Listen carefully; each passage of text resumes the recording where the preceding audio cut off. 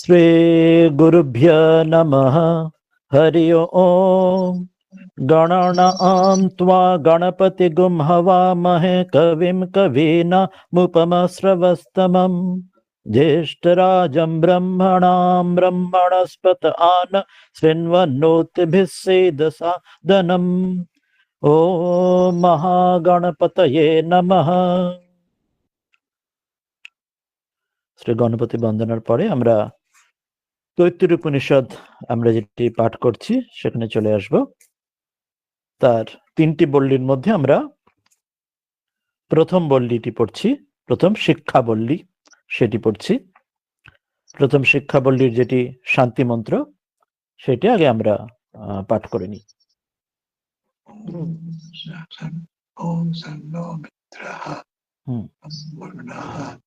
আমি স্ক্রিনে দিয়ে দিই। হ্যাঁ। ওম শন্নো মিত্র শন্বরুণঃ শন্নো ভবৎবর্য়মা শন্নো ইন্দ্রো বৃহস্পতিঃ শন্নো বিষ্ণুরুক্রমঃ নমো ব্রহ্মণে নমস্তে বায়ো ত্বমেব প্রত্যক্ষং ব্রহ্মাসি ত্বমেব প্রত্যক্ষং ব্রহ্ম বদিষ্যামি অমৃতং বদিষ্যামি সত্যং বদিষ্যামি তন্মামবতু তদ্ভক্তারমবতু অবতু মাম অবতু ভক্তারম। ওম শান্তি শান্তি শান্তি। হরি ওম। এবার আমরা আজকের যে পাঠ আমরা পড়ব সেখানে চলে আসি। সেটা হচ্ছে আমরা ষষ্ঠ অনুবাক প্রথম শিক্ষাবল্লীর যেটি ষষ্ঠ অনুবাক বা ষষ্ঠ সাবপার্ট চ্যাপ্টার সেটিতে আসবো। আমরা আগে একটু স্ক্রিনে নিয়ে নিই, তারপরে এর আগে অবধি আমরা পড়েছি পঞ্চম অনুবাক অবধি, যেখানে ভূর্ভুবস্সুবঃ 3 ভাগে মহ ইত্যাদি দিয়ে আমরা উপাসনার সাধনার যেটি প্রস্তুতির আমরা সেই তত্ত্বগুলি জেনেছিলাম। আজকে আমরা এইখানে শুরু হবে পঞ্চম, এখান থেকে শুরু হচ্ছে ষষ্ঠ অনুবাক। আমরা তাহলে আগে মূল পাঠটি পড়ে নিই, পড়ে তারপর তার অর্থ আর আলোচনায় চলে আসবো। ওম স এষ অন্তর্হৃদয় আকাশঃ তস্মিন্নয়ং পুরুষ মনোময়ঃ অমৃত হিরণ্ময়ঃ অন্তরেণ তালুকে य एष स्तन इवावलम्बते सेन्द्रयोनिः यत्रासौ केशान्तो विवर्तते व्यापो य शीर्षकपाले भूरित्यग्नो प्रतितिष्ठति भुव इति वायौ सुवरित्यादित्ये मह इति ब्रह्मणि आपनोति स्वर आज्यम् आपनोति मनसस्पतिम् वाक्पतिश्चक्षुष्पतिः श्रोत्रपतिर्विज्ञानपतिः एतत्ततो भवति आकाश शरीरं ब्रह्मा सत्यात्मा प्राणारामं मनो आनन्दम् शांति समृद्धममृतम् इति प्राचीन यज्ञपास्व।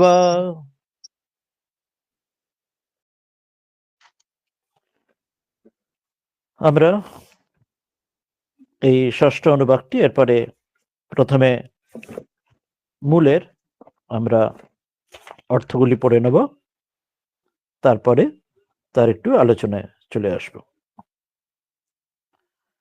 প্রথমে আমরা মূল অর্থগুলি দেখি এক একটি শব্দ ধরে। এই অনুবাদটিতে মূল যে তত্ত্ব বা বিষয় বলছেন না,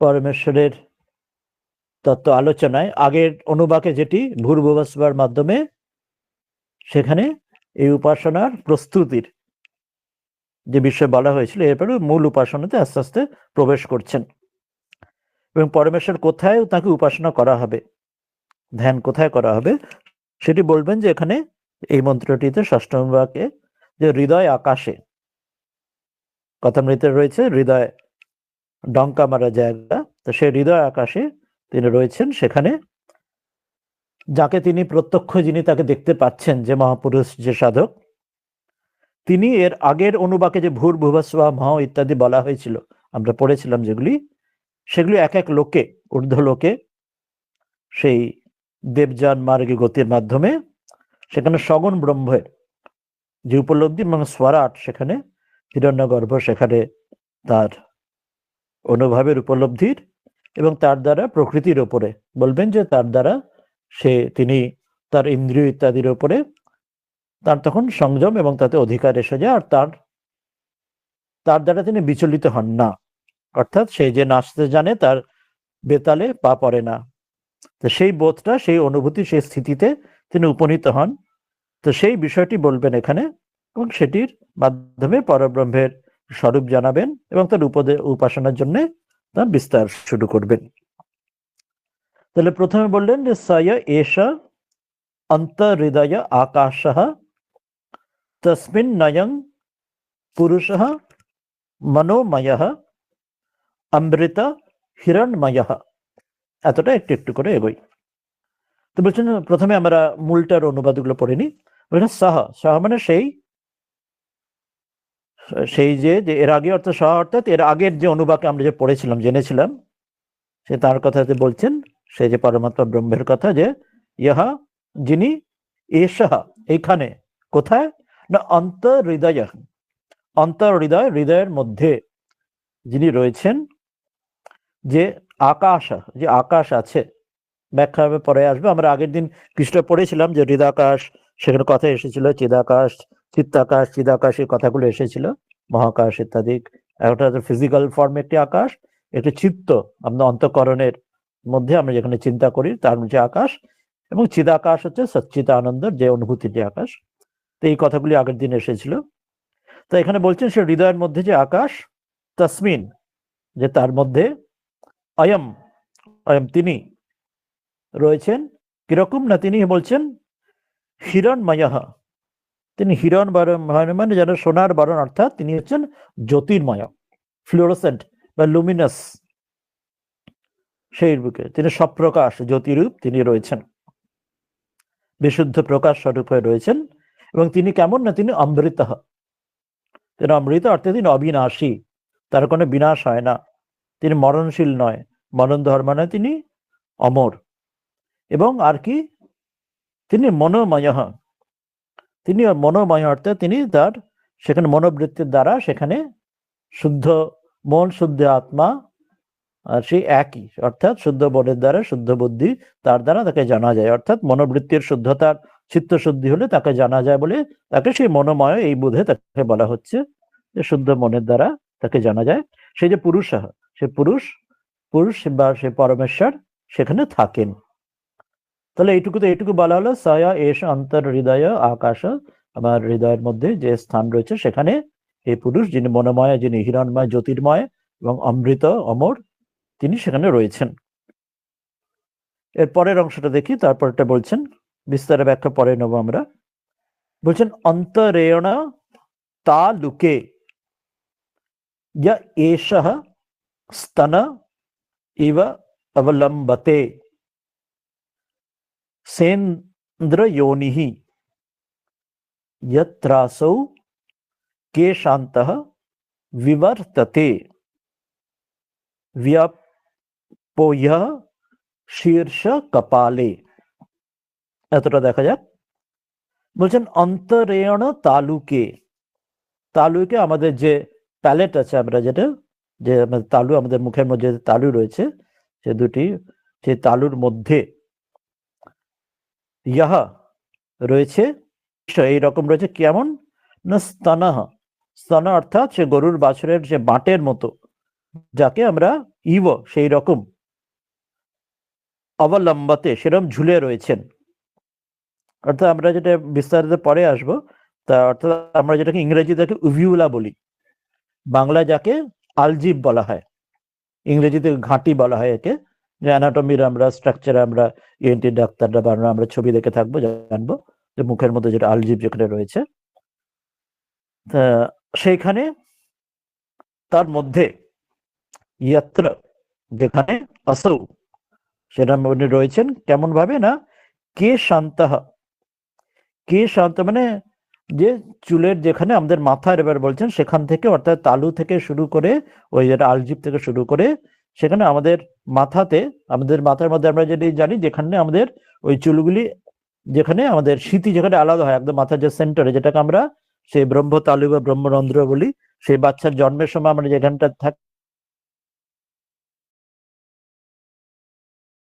তখন হাড় এসে তখনটা ঢেকে দেয়, সেই মাথার উপরে যে তালু বা ব্রহ্মরন্ধ্র যেটি বলা হয়, অর্থাৎ যেখানে পরে আমাদের যখন চুল হয় সেই চুলের যেখানে স্মৃতি যেখানটা, যেখান থেকে আমাদের সেন্ট্রাল পয়েন্ট মাথার উপরে বলতে পারি, ব্রহ্মরন্ধ্র যেটিকে বলা হয়।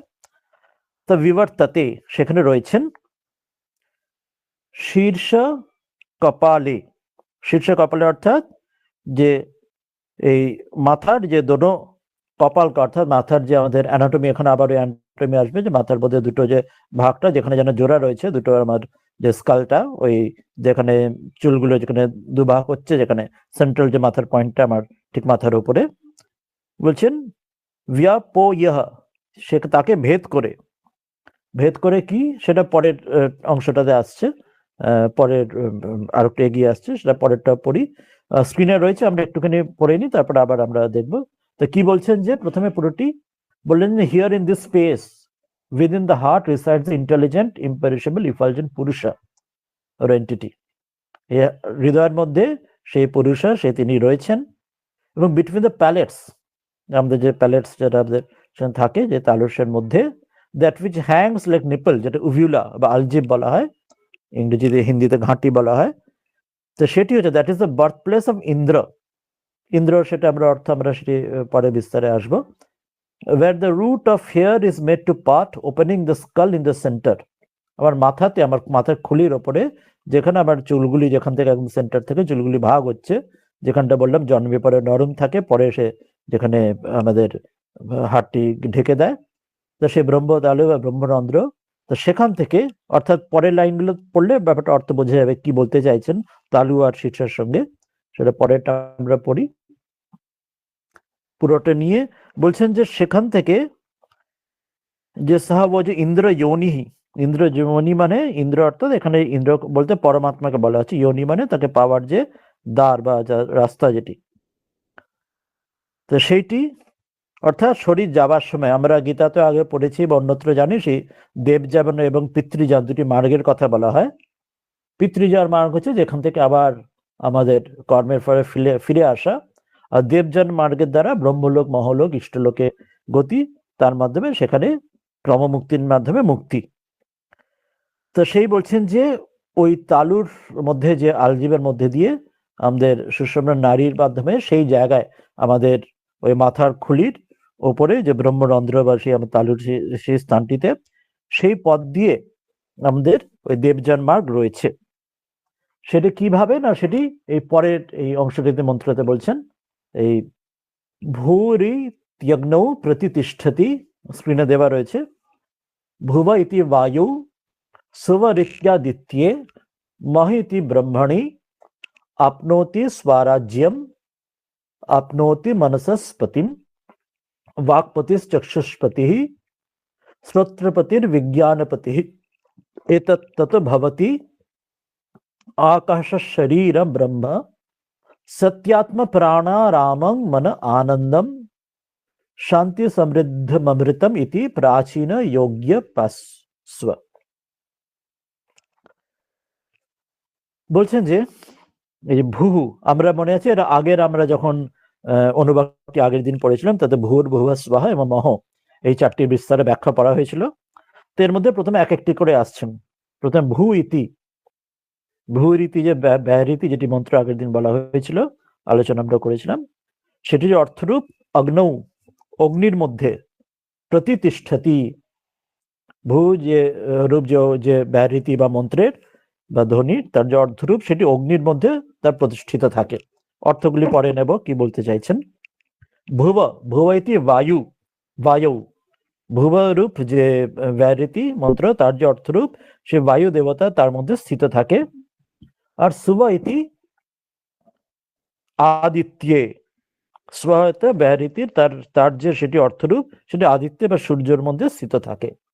তারপরে মহ ইতি ব্রহ্মণী, মহ নামক যে ব্যাহৃতি মন্ত্রে তার যে অর্থস্বরূপ ব্রহ্মেতে স্থিত থাকে।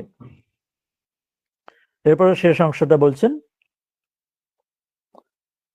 যে আপনোতি স্বরাজ্যম, স্বরাজ্যম অর্থাৎ যে স্বরাজ্য, নিজ যে স্বরাজ্য অর্থাৎ সেটি বলবেন যে অর্থাৎ আমাদের ব্রহ্ম অনুভূতি সেটি তিনি সেই ব্যাপারটিতে আসবেন। এরপরে বলল আপনতি, সেটি সেই ব্যক্তি সেই সাধক যে আপনাদের স্বরাজ্য প্রাপ্ত করেন, স্বরাজ্য সিদ্ধি বলা হয়, অর্থাৎ সে তখন নিজ স্বরূপ সেটিতে প্রাপ্ত করে নেয় আপনতি। এবং মনসস্পতিম, মনের স্বামী যে মনের যে অর্থাৎ যে অধিকার সেটি আপনতি সেটিও পায়, অর্থাৎ মনকেও তখন সে তার কন্ট্রোলের মধ্যে তার সংযম এসে যায় আর মন তাকে আর বিচলিত করতে পারে না। এবং বাকপতিহি, সেই একইভাবে অন্য যে ইন্দ্রিয়গুলি সেগুলিকে বলছেন যে বাক অর্থাৎ বাণী, বাণীরও স্বামী হয়ে যায়, অর্থাৎ সেখানে বাণীও সে তখন তার কন্ট্রোলের মধ্যে এসে যায় আর তাকে বাণীও তার দ্বারা তাকে আর বিচলিত করেন, অর্থাৎ তিনি তখন তার প্রভু হয়ে যান। তিনি তখন সকলের নিজের যে শরীর আর তার যেমন ওই যে সেই সব ছেলের একরা বা যেটি বলা হলো যে নাচতে জানলে বেতালে পা না পড়া, তো তখন তার ইন্দ্রিয়গুলি তার ঠিক সংযমের মধ্যে থাকে, নিয়ত থাকে, যেমন তাকে করণীয় যথাযথ পথে সেই পথে থাকে। এবং অন্যগুলো বলছেন চক্ষুষ্পতিহি, অর্থাৎ চোখেরও তাই তিনি স্বামী হয়ে যান। শ্রোত্র প্রতিহি, কানেরও তাই তিনি স্বামী হয়ে যান, অর্থাৎ সেখানেও তার কন্ট্রোলের মধ্যে তার সংযমের মধ্যে থাকে। বিজ্ঞানপতি, বিজ্ঞান অর্থাৎ বুদ্ধি, সেখানেও তার সে বুদ্ধির ক্ষেত্রেও তিনি তার নিশ্চিতভাবে তাকে বুদ্ধি কোনো বিভ্রম হয় না।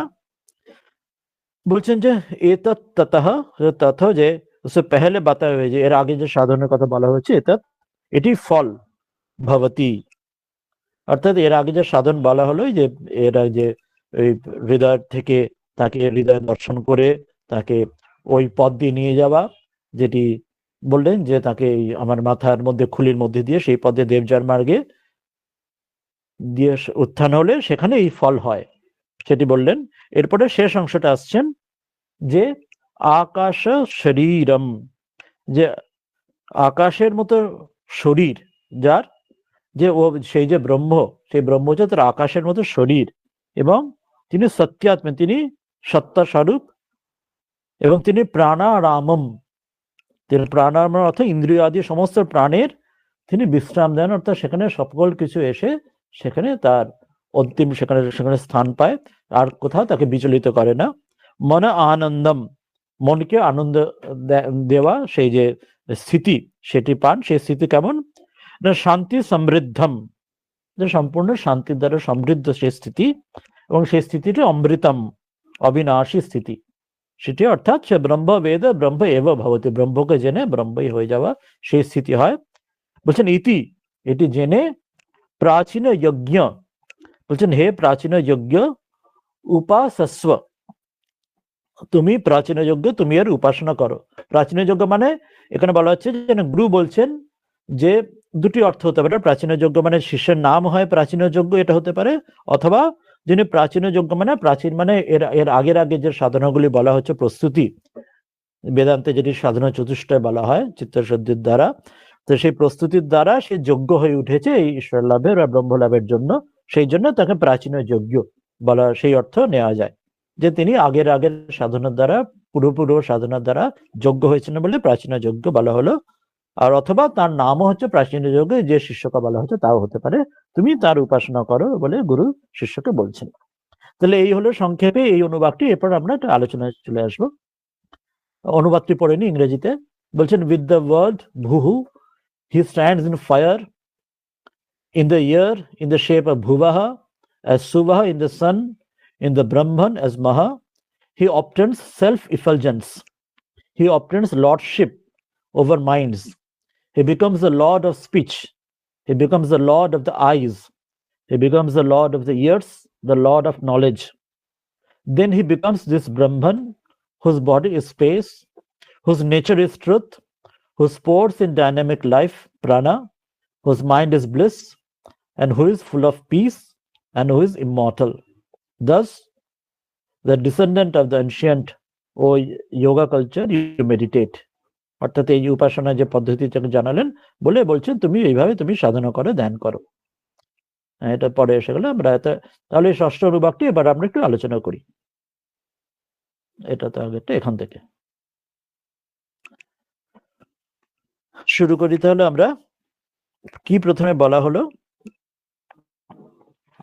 একদম প্রথম যে সূচনা করলাম, যে আমরা বলেছিলাম এইটাতে কি বলা হচ্ছে, পরমেশ্বর যেন হৃদয়ে রয়েছেন সেই বিষয়ে বর্ণনা করে তাকে যিনি প্রত্যক্ষ করছেন বা উপলব্ধি করছেন, তিনি সগুণ ব্রহ্মের তার প্রাপ্তি কেমন হচ্ছে দেবযান মার্গে, তিনি ভূর্ভুবস্ব মহ এমন পদ দিয়ে দেবযান মার্গে তিনি সেই লোকে ঊর্ধ্বগতি লাভ করে তিনি সে স্বরার, তিনি সেই স্থিতি লাভ করেন এবং তার প্রকৃতির ওপরে সকল ইন্দ্রিয়ের ওপর তার আধিপত্য স্বামিত্ব আসে, অর্থাৎ তিনি তার মধ্যে তার সেগুলো সব তার আর কন্ট্রোলে এসেছে, তার ইন্দ্রিয় আর বেচাল আর হয় না।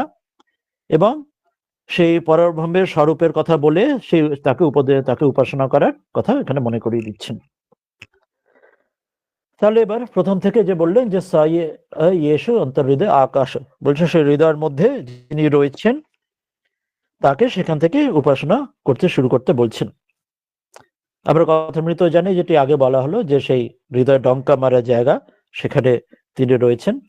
আর হৃদয় কেমন সেখানে তিনি একদম স্পষ্ট করে তিনি মনেও করিয়ে দিচ্ছেন, যে ভগবৎপাদ আদি শঙ্করাচার্য তার ভাষ্যতেও, যে হৃদয় ফিজিক্যাল যে হৃদয় আমাদের রয়েছে, যে হার্ট যাকে আমরা বলি, যেটা কার্ডিওলজি, যে হার্ট সকল মানুষ জীব জন্তুর আমাদের মধ্যে আছে, তো সেটা তো গ্রস যেটা হার্ট, এবার তার মধ্যে যে স্থান যেটা আছে কল্পনা করে নেওয়া হচ্ছে, ঠিক যেমন ওই আমরা যদি খালি যে ওই নারকেলের ইয়ে করা দেখি, যে বাইরে সেটি ঢাকা থাকে, ভেতরে তার মধ্যে যে স্পেস যেটা রয়েছে নারকেলের ভেতরে, বাইরে সে তো ঢাকা, ভেতরে সাদা শ্বাস, তার মধ্যে যে যেমন স্পেস রয়েছে, তো সেই রকম বলছেন যে এই হৃদয় তো সেটা তো এটা ফিজিক্যাল যেটা হৃদয় যেটা আমরা দেখছি, কার্ডিওলজি যে হার্ট দেখছি, কিন্তু তার মধ্যে যে হৃদাকাশ যে রয়েছে, যেখানে আমরা ধ্যান করছি, যেখানে কল্পনা করে, যেখানে আমরা গুরু যেখানে ইষ্টের ধ্যান করতে বলছেন সেই স্থানটাকে এখানে বড় করছেন। সেখানে কেমন ভাবে নেবে,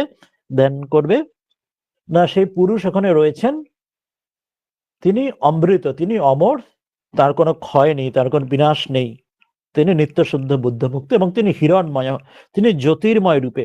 গুরু যেটা ইষ্ট ধ্যান করতে যখন বলেন যে তিনি জ্যোতির্ময় রূপে আছেন, যে অন্ধকার আমাদের গুহার মধ্যে, হৃদয় গুহার মধ্যে তিনি তার জ্যোতিতে, স্বামীজির যেটা খণ্ডন ভাব যে আমাদের বন্দনা সেখানে আছে, সেখানেও তাই বলছেন জ্যোতির জ্যোতি, যেখানে তিনি সকল আমাদের অন্ধকার, হৃদয়ের সব অন্ধকার দূর করে দেন।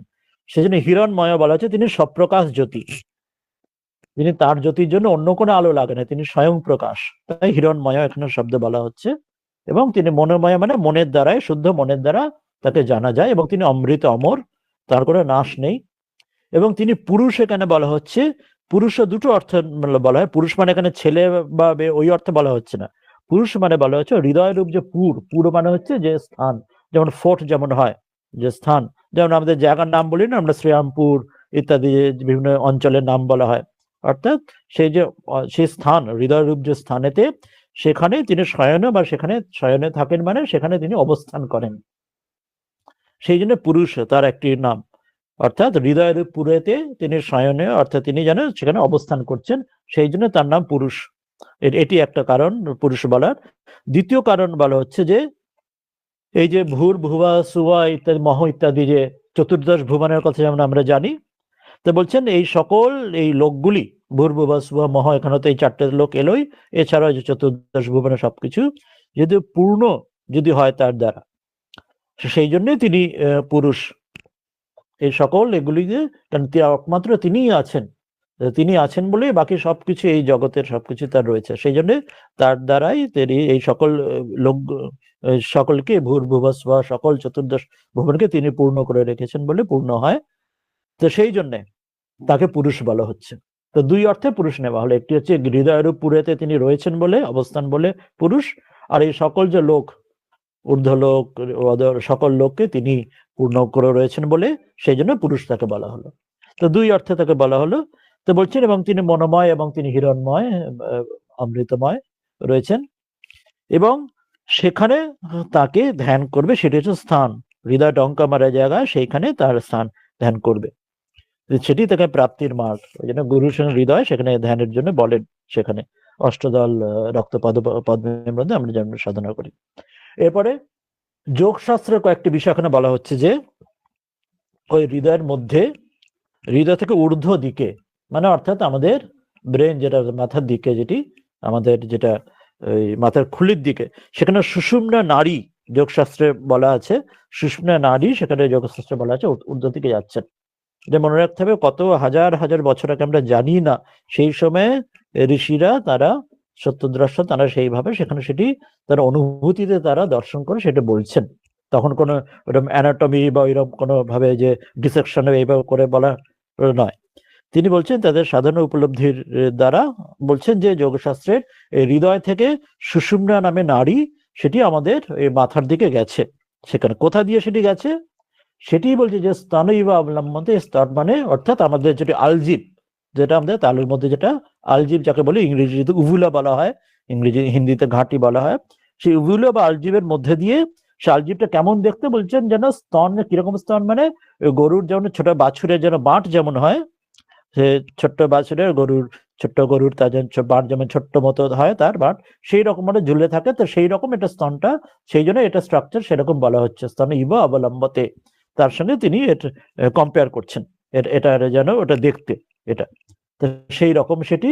এবং সেখান দিয়ে ওটা কোথায় যাচ্ছে সেটি বলছে সে ইন্দ্র যোনিহি, সেখান দিয়ে সেটা পৌঁছচ্ছে, সেটা যত্র আসো কেশান্ত বিবর্তাতে বিয়পহ শীর্ষ কপালে, সেখান দিয়ে সোজা গিয়ে ওই আলজিবের মধ্যে দিয়ে আমাদের মাথার যেখানে চুলগুলি যেখান থেকে শুরু হচ্ছে বা শেষ হচ্ছে, যেদিক দিয়ে বলি না কেন, মাথার ঠিক সেন্টারে যেখানে যেটা বলা হলো, যেটা একদম জন্মের সময় যেখানে পাতলা যেটা থাকে, তালুর অংশটা যেন হাড় থাকে না, পরে হাড় দিয়ে ঢেকে যায়, তো সেই জায়গাতে সেখানে ওই যে বলছেন সুষমা নারী, সেই তালুর ওই উবুলা বা আলজিবের মধ্যে দিয়ে ওই সেখানে আমাদের ব্রেনের মধ্যে দিয়ে সেইখানে মাথার ওখানে চলে গেছেন, এবং সেটি হচ্ছে পথ।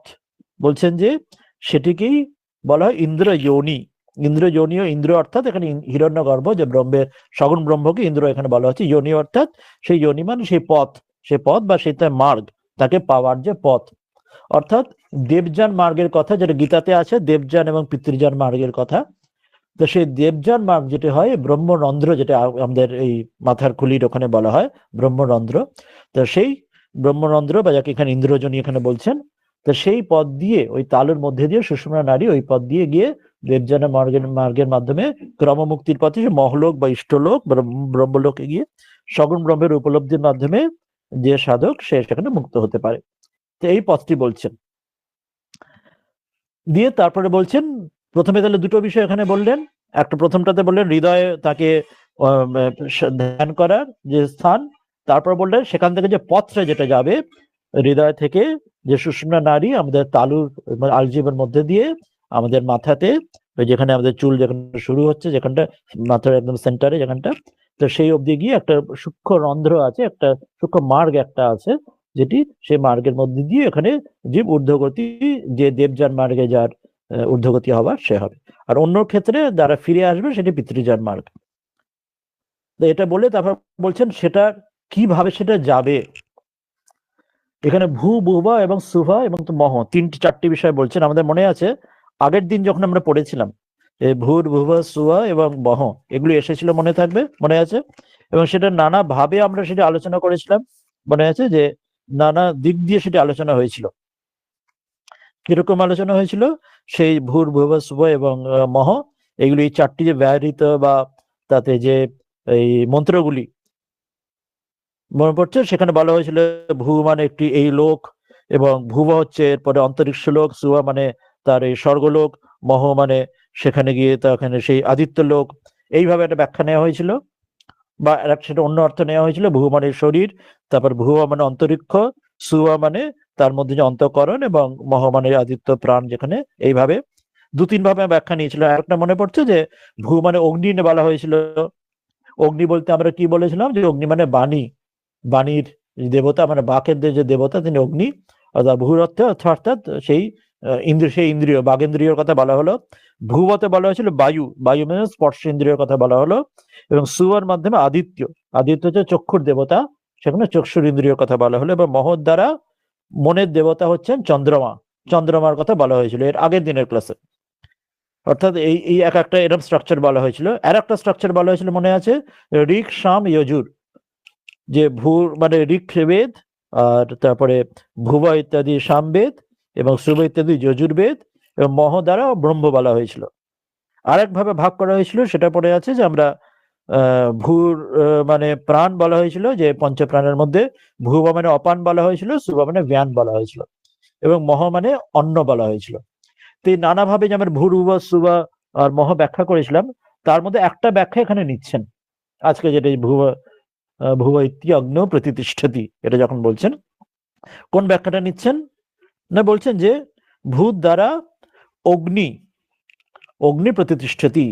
অর্থাৎ অগ্নি আমাদের মনে আছে কি বলেছিলাম আগের দিন, অগ্নি মানে বাণী, বাগেন্দ্রিয়।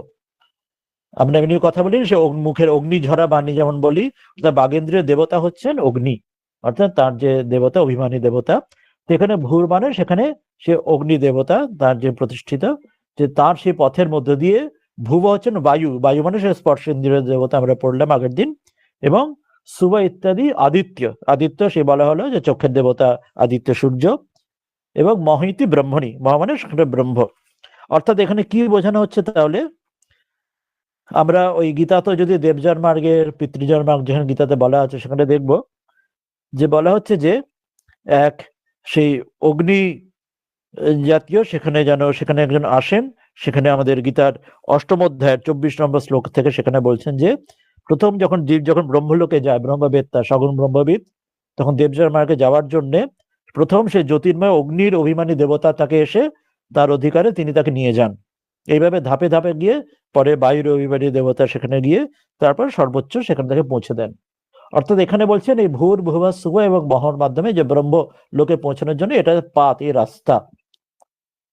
অর্থাৎ এক একটি মন্ত্রের মাধ্যমে যে সেখানে দেবযান মার্গে যিনি সেটি উপলব্ধি হচ্ছেন, তিনি ধাপে ধাপে ধাপে ধাপে, যেমন আমরা এক জায়গা থেকে যে অন্য জায়গায় যদি যেতে চাই, ধরুন আমার জাস্ট উদাহরণ নেওয়া হলো, ট্রেনে করে বা ফ্লাইটে করে যে অনেক দূরে যেতে চাই, তো ফ্লাইটের অনেক সময় নিয়ম থাকে, একটা হয়তো একটা স্টপ দিতে হয়। ধরুন আমেরিকা ইংল্যান্ড যাওয়া হলো, কোথাও একটা দুবাই বা কোনো জায়গায় স্টপ দিল, বা কোথাও ফ্লাইট চেঞ্জ করে হলো, তারপর পরেরটা আবার নিয়ে গেল, এরকম ধাপে ধাপে। বা ট্রেনে করে দিল্লি অব্দি হাওড়া থেকে গেলে মাঝে মাঝে বড় জাংশন এলো, মোগলসরাই ইত্যাদি বড় জাংশনে, সেখানে চেঞ্জ হলো, স্টেপ বাই স্টেপ করতে করতে পৌঁছলো। বা যে কোনো ধরনের আকাশে যেরকম রকেট ইত্যাদি ছাড়ালো, সেখানে তাদের নির্দিষ্ট ধাপে ধাপে ওদের নিয়ম থাকে কিভাবে সেটা গিয়ে এক একটা পৃথিবীর বাইরে অরবিটে ঘুরবে ইত্যাদি স্টেজেস থাকে। তো এখানে সেটি বলছেন যে দেবযান মার্গের মাধ্যমে সগুণ ব্রহ্মবিদ যখন যাচ্ছেন তার ব্রহ্মলোকে বা ইষ্টলোকে মহলোকে, তিনি এই ভুবা সুবা এবং মহ এই স্টেপ বাই স্টেপ যাচ্ছেন। ভুবা সেখানে অগ্নি অভিমানী দেবতা, তাকে একটা জায়গা তাকে পার করে দিলেন। তারপর যেমন সে রিলে রেস যেমন হয় সেই টাইপের করে ভুবা ইত্যাদি তাকে বায়ুর তার অভিমানী দেবতা, তিনি তারপর পরের ধাপটা এগিয়ে দিলেন। তবে আদিত্য সেই সেখানে সূর্যের তার অভিমানী দেবতা, তিনি তারপর সেখানে তাকে নিয়ে গেলেন সেখানে। তো এইভাবে করে তাকে সূর্যলোক সেখানে পৌঁছে এবং মহান রূপ যে ব্রহ্মলোকে পৌঁছে দিচ্ছেন। তো এইভাবে করে বলছেন যে তারপরে সে কি পায় না, আপনাকে স্বরাজ্যম, অর্থাৎ যিনি এরকম ব্রহ্মলোকে প্রতিষ্ঠিত হয়ে যান, তিনি কেমন থাকেন, তিনি তখন তার স্বরাজ্য সিদ্ধি, অর্থাৎ সগুণ ব্রহ্মবিদ, তিনি তখন তার সকল এই যে ইন্দ্রিয়ের ওপরে তখন সে কন্ট্রোল তখন এসে যায়, যে তিনি আর এইসব তার বেতালে আর পা পারে না। তিনি তখন সেই বোধে, তিনি তখন সেই উচ্চ অত্যন্ত উচ্চ স্তরে তিনি তখন সেই বোধে তখন থাকতে পারেন। তখন তার আর কোনোভাবে এই কোনো সমস্যায় জগতের এই ইন্দ্রিয়ের দ্বারা, যে তিনি হি বা she becomes the master not the slave. তার ইন্দ্রিয়র আর দাস হয়ে যান না, ইন্দ্রিয়র তিনি প্রভু হয়ে যান। প্রভু হয়ে যান বলে এখানে মনে বলে দিচ্ছেন আপনাদের স্বরাজ্যম, স্বরাজ্যের সিদ্ধি বলা হয়। স্বরাজ্যের সিদ্ধি মানে আমার যে নিজের রাজ্য বা সম্পত্তি, যেটা আমার ন্যাচারাল স্টেট, যেটি আমার নিত্য শুদ্ধ বুদ্ধমুক্ত, যেটি আমার আমার নিজের স্থিতি, যেটি অজ্ঞান বা অবিদ্যার জন্য যেটা থেকে আমি দূরে সরে গেছি বা যেটা জানতে পাচ্ছি না, সেই আমার যে আসল আমার স্থিতিতে আমি পৌঁছে যাই, আপনতি সেটা পেয়ে যাই। সেই সাধক তিনি পেয়ে যান, এবং সেটি এক একটা করে উদাহরণ দিয়ে বলছেন। আপনতি মনসস্পতিম, তিনি বলছেন, তিনি বা এখানে মনসের মনকে তিনি মনের তিনি তখন তার যে স্বরার তাকে তিনি সেকে জয় করেন, অর্থাৎ মন তখন তার যেমন ইচ্ছা, যেমন যোগ শাস্ত্র যেমন বলা হয়, তো মন তখন আর তার মতো আর কোন তখন বেতালে পা পড়েন বা বেচালে সে আর যায় না, নিয়ে যায় না, ভুল পথে যায় না তখন। এবং এগুলো পরেরগুলো পরপর বলছেন যে মনস্পতির পরে বাকপতি চক্ষুষ্পতি, এইভাবে অন্যগুলো তাই বলছেন তিনি।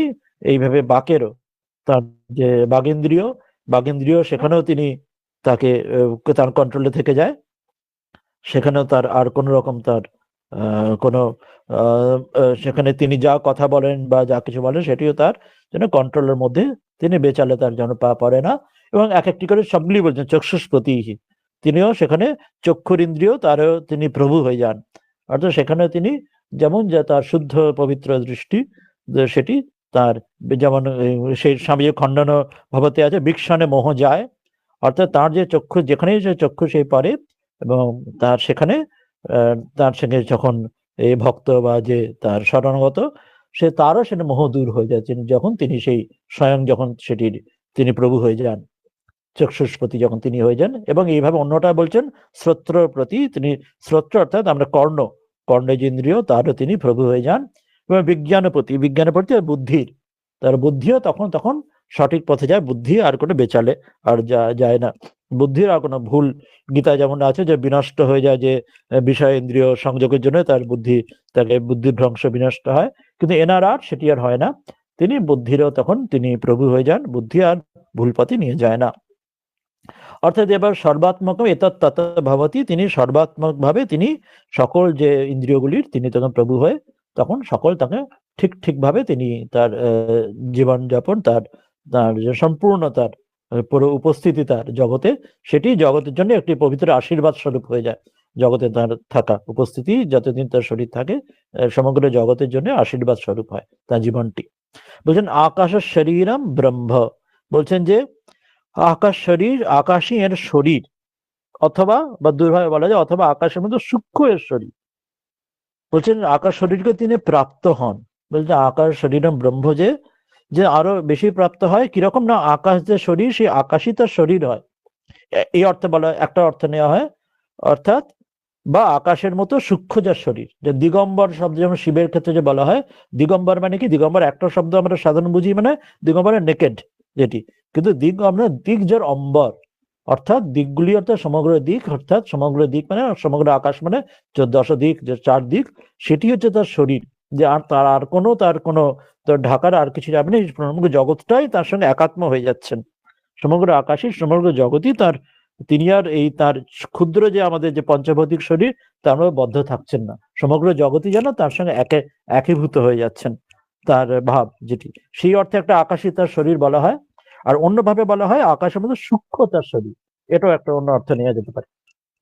আকাশ যেমন সূক্ষ্ম মানে আকাশ যেমন কোনো গ্রস, সেখানে আমরা কোনো স্ট্রাকচার আকাশে দেখি না, সেই জন্য তার শরীর হচ্ছে সেরকম সূক্ষ্ম, অর্থাৎ আমাদের সাধারণ শরীরের ক্ষেত্রে আমাদের যেমন নানাভাবে শারীরিক আমাদের ইনার্শিয়ার যা কিছু আমাদের বোধ আসে জগতে, পাঞ্চভৌতিক নানা কিছু আমাদের যে জগতিক যেটা আমাদের সমস্যা যেগুলি থাকে, সে বলছেন যে সে সব দিক দিয়েও তার সেখানে তার কিরকম, যে আকাশের মধ্যে সূক্ষ্ম কিরকম হয় সেটি তিনি বোঝাচ্ছেন যে এই পরের লাইনটিতে সত্যাত্ম তিনি হন, অর্থাৎ তার যে তিনি ব্রহ্মকে জেনে যে ব্রহ্ম হয়ে যান, তিনি সত্যাত্মা মানে অর্থাৎ স্থূল বা সূক্ষ্ম যাই হয় কেন অপরিবর্তনীয় যে স্বরূপ বা স্বভাব, অর্থাৎ বলছেন যে তিনি সত্যাত্মা মানে অর্থাৎ যে সত্য, তিনি সংকল্প সত্য সিদ্ধ যে স্থিতি যার হয়, যে স্থূল বা সূক্ষ্ম যেমনই হোক না কেন তার প্রারব্ধ বসে, তার সংস্কার বসে, তার যে স্বরূপ সেটি অপরিবর্তনীয়, অর্থাৎ তিনি শরীরের দ্বারা বাধিত হন না, তিনি লিমিটেড হন না, শরীর তাকে কোনোভাবে তাকে যাকে ডিমার্কেট করে দিতে হবে, সীমিত করতে পারে না। সক্ষ যেমনই হোক না কেন, তিনি শরীর তার জন্য কোনো বাধক হয়ে ওঠে না। সেই জন্য এই অর্থেও তাকে শরীর আকাশের মধ্যে সূক্ষ্মতার শরীর বলা হচ্ছে। অর্থাৎ আমাদের ক্ষেত্রে যেমন শরীর নানা রকম ভাবে জগতে নানা কিছু প্রত্যেক ইন্দ্রিয় শরীরের উপরে যার একটা একটা এফেক্ট আসে, সেই অনুযায়ী আমাদের যেমন শরীরের ওপর নানা এবং মনের ওপর যে প্রভাব পড়ে, বলছেন তার ক্ষেত্রে সেটা কিছু হয় না। তিনি যখন ওই যে সত্য ব্রহ্ম যে সত্যাত্ম যে প্রাণারাম সেই যখন স্থিতিতে পৌঁছে যান, তখন স্থূল সূক্ষ্ম অপরিবর্তনীয় এক সত্তা তার সেটি তার মূল স্বরূপ হয়ে যায়। শরীরের যে ভেদ, যেমন আমরা দেখছি যে সেই শ্রীরামকৃষ্ণের ক্ষেত্রে বা অন্যান্য মহাপুরুষের ক্ষেত্রে আমি জানি যে ক্যান্সার হলো বা শারীরিক অসুস্থ হলো, কিন্তু তার সাথে নির্বিকার সেটাতে তাকে কিন্তু তাকে বিচলিত সেটা করছে না, তিনি সেটার পারে চলে যাচ্ছেন। শরীরে যা কিছু তার সমস্যা হোক না কেন, সেদিক দিয়েও তিনি সেগুলির পারে চলে যেতে পারছেন। সেই দিক দিয়েও তাকে এই সূক্ষ্ম আকাশের মধ্যে সূক্ষ্মতার শরীর বলা হচ্ছে, অর্থাৎ শরীর তার উপর কোনো প্রভাব ফেলতে পারে না। দুই অর্থেতেই বলা হলো, আকাশে তার শরীর বলা হলো, আবার শরীর আকাশের মধ্যে সূক্ষ্মতার শরীর বলে শরীর কোনো প্রভাব ফেলে না। আকাশে যেমন ধুলো বা বা গন্ধ হলেও আকাশ নির্লিপ্ত থাকে, সেটাও একটা অর্থ নেওয়া হলো। সত্যাত্মা অর্থাৎ স্থূল সূক্ষ্ম তাতে অপরিবর্তনীয় স্বরূপ বা সত্তা তার, সেই জন্য সত্যাত্মা। এবং প্রাণারামম, তিনি প্রাণারামম অর্থাৎ যে প্রাণ সময়ে তিনি ক্রীড়া করেন, তাই তিনি প্রাণারাম। প্রাণারাম তার যেমন আত্মারাম বলা হয়, আত্মারাম বা প্রাণারাম অর্থাৎ প্রাণের মধ্যে তিনি ক্রীড়া করছে। ঠাকুর যেমন বলছেন যে তার সে কখনো তার এই সাধনে বা যখন সমাধির সময় কখনো প্রাণবায়ু নানাভাবে উঠছে, কখনো বলছেন পিপিলিকার মতো উঠছে, কখনো মাছের মতো উঠছে, মিনের মতো, কখনো পাখির মতো উঠছে, কখনো বাদরের মতো, বলছেন সে প্রাণবায়ু উঠে তার সমাধি হচ্ছে। নানা রকম উদাহরণ দিচ্ছেন যোগশাস্ত্রে। তা বলছেন প্রাণারাম এগুলি সব নিয়ে সেটাই তার আনন্দ বা সেটি আরাম, তাতেই তার অর্থাৎ সেগুলি তাদের ক্রীড়া, তার জন্য সেটি খেলা। নানাভাবে তিনি সমাধির স্বাদ যেটা তিনি আস্বাদন করছেন সেটি। তাই প্রাণারাম প্রাণের সম্বন্ধে ক্রীড়া, তিনি ক্রীড়া করতে তিনি ভালোবাসেন যেন, এবং মন আনন্দম, মন তার এই সচ্চিত নিত্য শুদ্ধ বুদ্ধমুক্ত সচ্চিত আনন্দ, মন তার সর্বদা আনন্দে থাকে। তার মনের মধ্যে শরীরের দুঃখ যেন শরীর যেন, মন তুমি আনন্দে থাকো। তো মন সর্বদা সেই আনন্দের মধ্যেই লীন হয়ে থাকছে। এবং তাহলে কেমন তার হচ্ছে না, শান্তি সমৃদ্ধম, তিনি শান্তির দ্বারা তিনি সমৃদ্ধ হয়ে যান, মানে শান্তির একদম যেন উপচে পড়ছে যেন। যেমন একটা আমরা যেমন ওই চায়ের কাপে যদি চা ভর্তি করে উপচে পড়ে যেমন হয়, তো শান্তির দ্বারা সমৃদ্ধ। আমরা যেটা ওই ত্রিতাপের কথা বলি, আধি দৈবিক, আধি ভৌতিক, আধি ভৌতিক, আধি দৈবিক আর আধ্যাত্মিক। ত্রিতাপের জন্য তিনবার শান্তি, ওম শান্তি তিনবার বলা হয়। তো বলছেন শান্তির দ্বারা তিনি সমৃদ্ধ হয়ে যান, যে সেখানে ইন্দ্রিয়গুলি সম্পূর্ণ নিগৃহীত হয়েছে বলে আর কোনো রকম ত্রিতাপ তাকে আর বিচলিত করে না। তো শান্তিতে পুরো সমৃদ্ধ তিনি, শান্তি যেন তার উপচে পড়ছে, যে অর্থাৎ তার মধ্যে যেন যেন সেই ফুটি ফাটা মুখ দিয়ে মনে হয় না, সে বলছেন সমাধির সময় যে মুখে সেই ফুটি ফাটা মুখের মতো যেন মুখ থেকে আনন্দ ফেটে পড়ছে। তো সেটাই শান্তি সমৃদ্ধম, সে আনন্দ সেটি যেন তিনি ভরপুর হয়ে আছেন, সেটি তিনি দ্বারা সমৃদ্ধ বলে সেটা উপলব্ধি হন, সেই জন্য শান্তির দ্বারা বলে। আর কি তিনি অমৃতম, অমৃতম অর্থাৎ তিনি অমরণ ধর্মী, তিনি মরণের পারে চলে যাচ্ছেন।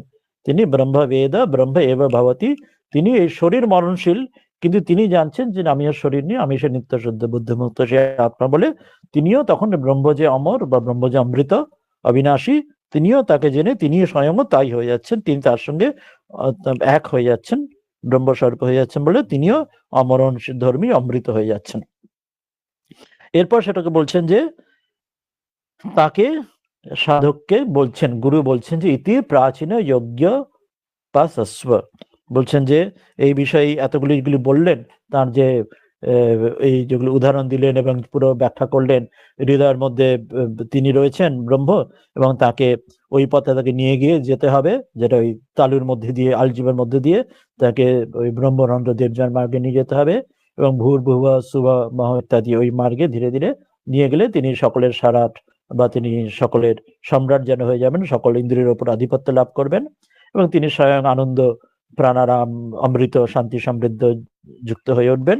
সেগুলো সব বলে এরপর বলছেন যে গুরু বলছেন শিষ্যকে যে হে ইতি, যে হে প্রাচীন যজ্ঞ, তুমি উপাসস্য, তুমি উপাসনা করো, এইভাবে যেটা বলা হলো, তুমি তাহলে এবার তুমি মেডিটেট, তুমি সাধন ভজন করো। প্রাচীন যজ্ঞ কেন বললেন শব্দটা, বলছেন দুটো অর্থ হতে পারে, যে একটা হতে পারে যে প্রাচীনের যজ্ঞ হচ্ছে তার নাম, যে শিষ্যের নাম প্রাচীনের যজ্ঞ, সেটা হতে পারে।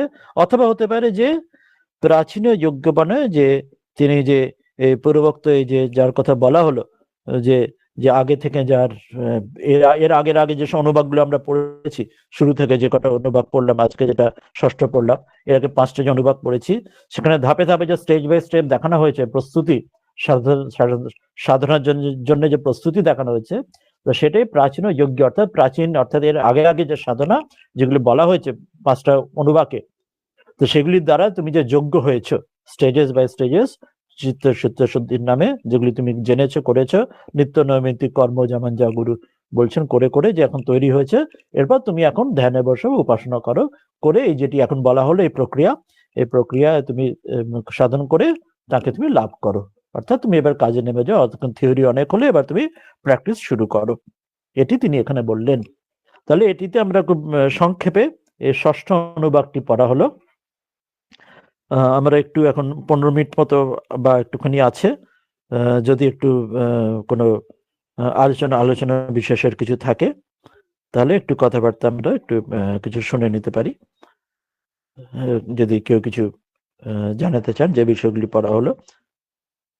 আজকে যেটি পড়া হলো একটু নতুন রকম লাগবে, যেটা এতক্ষণ পর্যন্ত থিওরিটিক্যাল ছিল, আজকে অনেকগুলো নতুনগুলো কনসেপ্ট বলা হলো, যেটা বর্তমান নিউরোলজির যারা তারা তো একরকম দেখবেন, কিন্তু এখানে সাধকরা আর মন্ত্রদ্রষ্টা ঋষিরা তারা এইভাবে বলেছেন। দেবযান মার্গের কথা যেটি বলা হলো, সুষুম্না নারী আর জীবের মধ্য দিয়ে, আর ওই ব্রহ্মরন্ধ্রের কথা, তো সেটি দেবযান মার্গের কথা বলা হয় এইভাবে।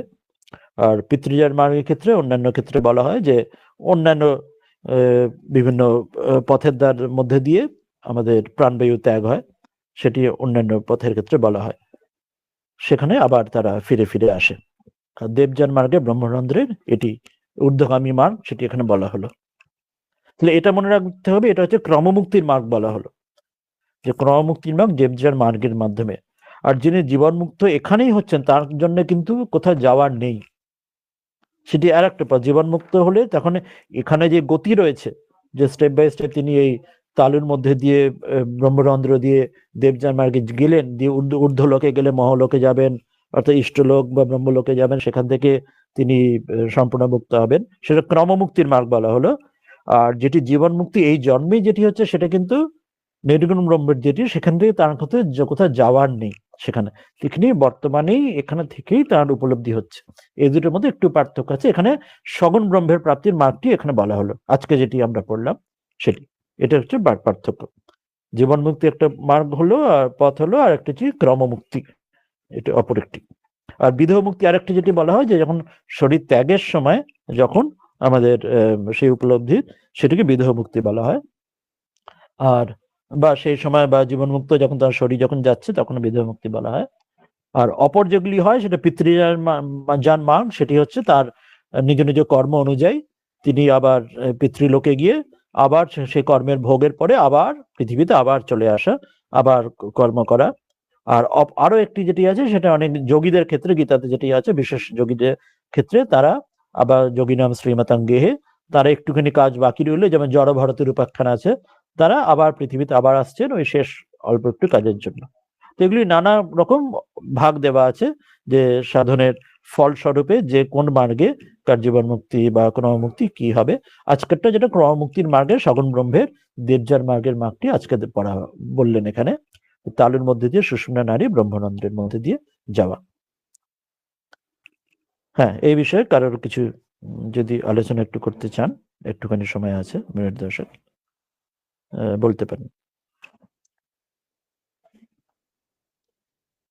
গীতার 8 চ্যাপ্টার আপনারা পড়লে সেখানে অনেকটা পাবেন এই বিষয়টি, যেটা দেবযান পিতৃযান। প্রসঙ্গক্রমে বিভূতিভূষণ বন্দ্যোপাধ্যায়ের একটি উপন্যাস আছে দেবযান নামে, তাতে কাহিনীর মধ্য দিয়ে হলো এই ভাবটি দেবযান ভারী সুন্দরভাবে তিনি কাহিনীতে বুঝিয়েছেন। আর ওই গীতার 8 চ্যাপ্টারটা আপনারা নিজেরা দেখতে পারেন, তার মধ্যে অনেকটি পাবেন। হ্যাঁ, আর কেউ কিছু এই বিষয়টি নিয়ে, আজকের বিষয়টা নিয়ে কেউ কিছু বলতে চান? একটু নতুন বা খটোমটো লাগতে পারে নতুন বিষয়। এনিবডি?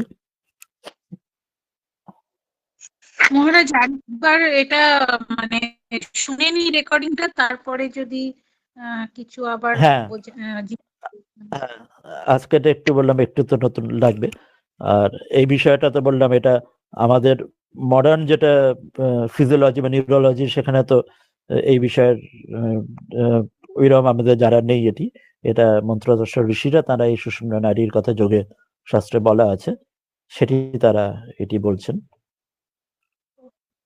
এটা শুধু যোগশাস্ত্রেই তাদের উপলব্ধির দ্বারাই নেবা। আর তার সঙ্গে বললাম ওই গীতার ওই জন্য ওই চ্যাপ্টারটি পড়ে নিতে পারেন, যেটা আমরা আগে পড়েছি, যে যেখানে দুর্জন পিতৃজন মার্গটি বলা আছে, সেটা নিয়ে মিলিয়ে পড়তে পারেন।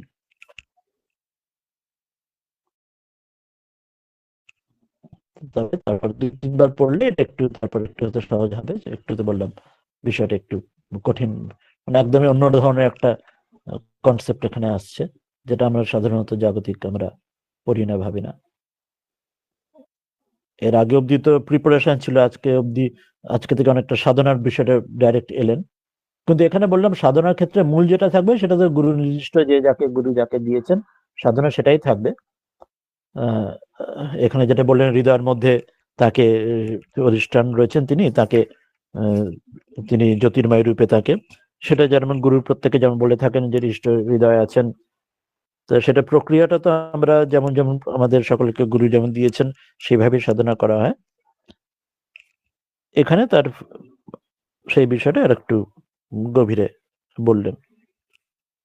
আর ওই নেক্সট স্টেপ, যেটা নিউরোলজিক্যাল কিছু একটা যেটি বিষয়, যেটি বললাম বর্তমান বিজ্ঞানের দ্বারা নয়, যোগশাস্ত্রে। তাহলে কি আজকে আর কোনো বিষয় প্রশ্ন আর কিছু না থাকলে আমরা এখানে শেষ করি, এই মন্ত্রটি আরেকবার পড়ে,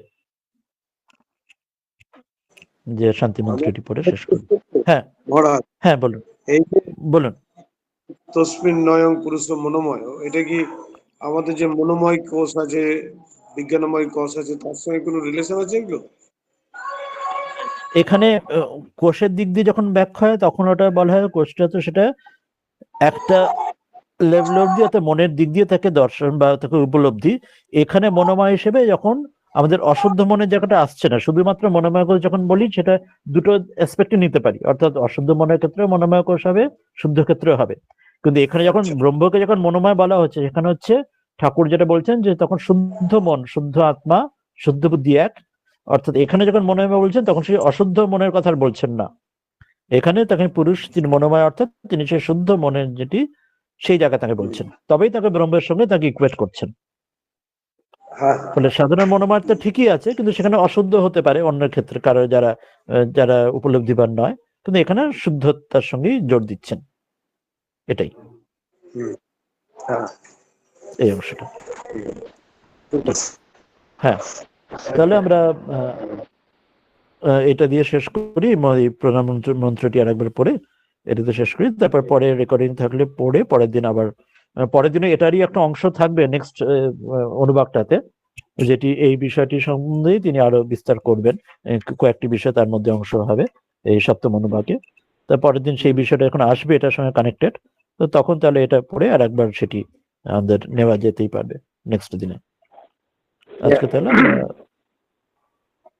এটা দিয়ে শেষ করতে পারি, তাহলে কোনো প্রশ্ন না থাকলে। ও